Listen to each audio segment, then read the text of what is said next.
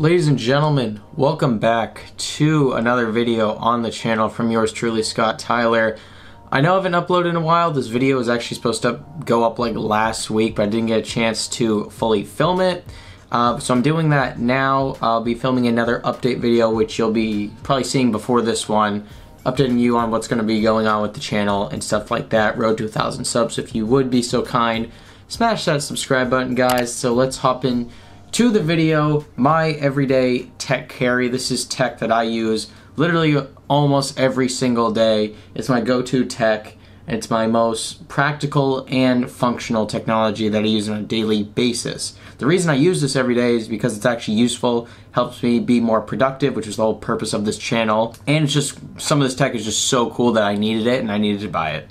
Okay, starting off this list, we have my smartphone. I'm currently using this, has all my notes on it. Todoist, great app. I've made a video about that.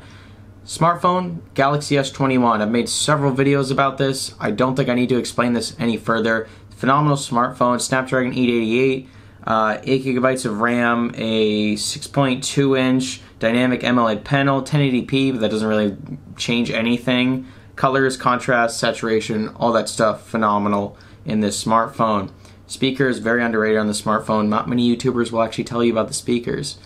Okay, so that's it in the high refresh screen, obviously, but you know, that's a given at this point. Next on this list, we have the Galaxy Gear Sport watch. I have it actually right here. I don't have all the tech with me at the moment, but I have this watch with me. This watch has the most satisfying dial I have ever felt, if you guys can hear this.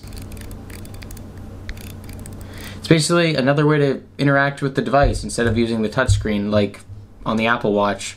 The Apple Watch really only can use the touchscreen. I know it has that little dial, but it doesn't even compare to this. The customization on this thing is phenomenal. It's pretty old watch at this point, but it still gets software updates. It's still semi-fast. I wouldn't say it's like extremely quick, but you can still download apps. I have a game on there just to pass the time if I really want to play a game on a watch. That's kind of weird, but I do it anyway. Comes with a nice stand and stuff like that, and you can customize it however you want, change the interface, change the clock, get notifications. It's in the Samsung ecosystem, and that's exactly why I have it. Next on our list is the Razer Mamba wireless mouse. I actually have it right here, but I also have B-roll going up at the same time. This is the mouse right here. It's got a nice scroll wheel, DPI adjuster tool, 2 side buttons, and RGBs. This is a wireless mouse, but you can also use it in wired mode. I'm going to plug it back in here just because this thing needs to continue charging, because that's the one downside of this mouse, is that the battery life is not that great. I have another mouse that I've been using for years where the battery life is insane because it actually takes a AA battery as opposed to the Razer Mamba wireless, which has a built-in battery which needs to be charged, and obviously that battery is probably much smaller and less power efficient than a normal. I think it takes a AAA or AA. It's one of the two, but as my previous mouse. But the RGBs are great, very comfortable mouse. It's pretty large on the larger side, but very easy to grip, and the side buttons are very tactile. So that's all I have to really say about my mouse. I mean, it's nice, it's a mouse, and it's made by Razer, and it was only 50 bucks. Next on this list, we have the Dell 7559 4K laptop. I've had this laptop for like over 4 years now as my main college laptop. By the way, I did graduate college. Shout out, college graduate, dual degree. But yeah, I've had that laptop. I don't have it with me right now. It's actually like right over there. But I've had this laptop throughout all of college. It has a 4K screen, but the problem with it is that the 4K screen depleted the battery so quickly. That's not even the screen's fault. It's just the battery life on the laptop was like pretty bad for the most part. I'm not even gonna say it's mediocre. It's less than mediocre because it would die so quickly.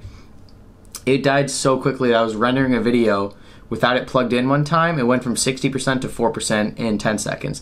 So clearly the battery was depleted within 4 years. So I'm looking at a new laptop to get something a little smaller but still more powerful, actually. Smaller, more compact, but actually more powerful, with a better processor and a better graphics card for video editing. I mainly edit on my PC, but I would like something I could carry on the go with good color accuracy and stuff like that. But the 4K panel on it was really good. I had it on 1080p just to preserve battery life. Had plenty of ports, had an SD card reader, which is useful for transferring files from my camera to my laptop. Speed overall really good. It was an i7, but obviously slowed down over time. 16 gigs of RAM and a NVIDIA GeForce GTX 960M. I know all those specs off the top of my head because I've had that laptop for a long time. Next on this list we have the Tab S7. It's actually over there charging right now. This is my tablet I use. I wouldn't call this a daily tablet. I know that kind of contradicts with the point of this video, but it's actually a weekly tablet. I'll use it like once a week for media consumption. Sometimes productivity. I'm really trying to find an excuse to use this thing other than for media consumption. It's just so difficult at this point. I can't video edit on that. I would love to because it's so powerful. I just can't. There's no apps to edit on Android. If you guys can leave a comment down below on an app I can use to edit on Android that doesn't have watermarks and is free, let me know. I can't find it. I scoured the internet for a solution, but that has a Snapdragon 865 Plus, which is the previous generation's processor. Very powerful. Got the keyboard case if I ever need to like take it on the go. It's like a mini laptop almost. S Pen, great. I would honestly say it's better than the Apple Pencil, just in terms of precision. But the screen's also great. It's like 1440p panel, 120 hertz, IPS, not OLED. Just keep that in mind if you are taking a look at it. But it's a great tablet overall, great speakers, and USB Type-C fast charging. Next, my camera. I use this camera for like filming every single video at this point, and it's a phenomenal camera. I'm actually looking at another Lumix camera, not a DSLR. I'm gonna keep this for main shooting, but like a point-and-shoot Lumix. I don't know what the name of it is, but something with a flip-out screen that can shoot really good 1080p and 4K video. But for now, I love this camera. I've used it for a gazillion videos. I think every video on this channel except maybe one that was filmed on my phone. But yeah, this camera has so much functionality. I can't even dive into like every setting on this camera just because it's very complicated and I'm not very good with cameras yet. I'm learning over time. I'm getting better at it, but for now I can do the basics. I leave it in AI mode. I currently am using a manual lens instead of a like electronic lens that sort of connect with the camera itself. But yeah, and use autofocus. This one I have to manually focus on my face, which there's pros and cons to that because autofocus can kind of like ruin your shot sometimes. But this one seems to do a great job, has great color accuracy, very vibrant, and this lens by Meke, M-E-K-E, is really good. A good wide angle lens overall. But yeah, I'm also like, random side thought in this video, I need to get a setup in which it's me and a desk similar to Unbox Therapy because I want to do more tech unboxings because those are like really easy to film but also really entertaining at the same time. And I want to get to a point where I'm just sitting here clicking record in the same setup. You guys know what to expect and I just jump right into it instead of me trying to like find a good like place to film and stuff like that. I have a tripod, I have lighting, I have all that stuff. I just need to find a good spot to do it. But yeah, let's hop right back into the video. This camera is great. Has a flip out screen which I can see myself. I can also attach this external microphone to it. It's a shotgun microphone, so it improves the overall sound quality. Next on this list is Galaxy Buds Plus. Oh, this is up there. I listen to music every day just for fun, entertainment, media consumption, and also de-stress. I love listening to music. It really helps me calm down. And these headphones, oh my god, they're just so good.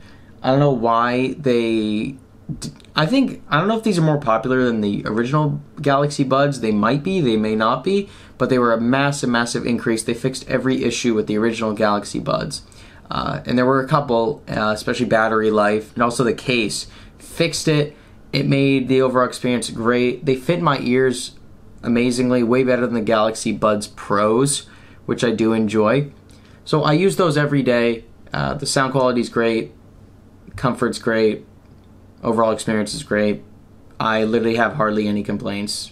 Can charge them wirelessly, charge them wired, takes USB Type-C. You get the gist. And they also look good like in your ears. Last on this list is my portable charger.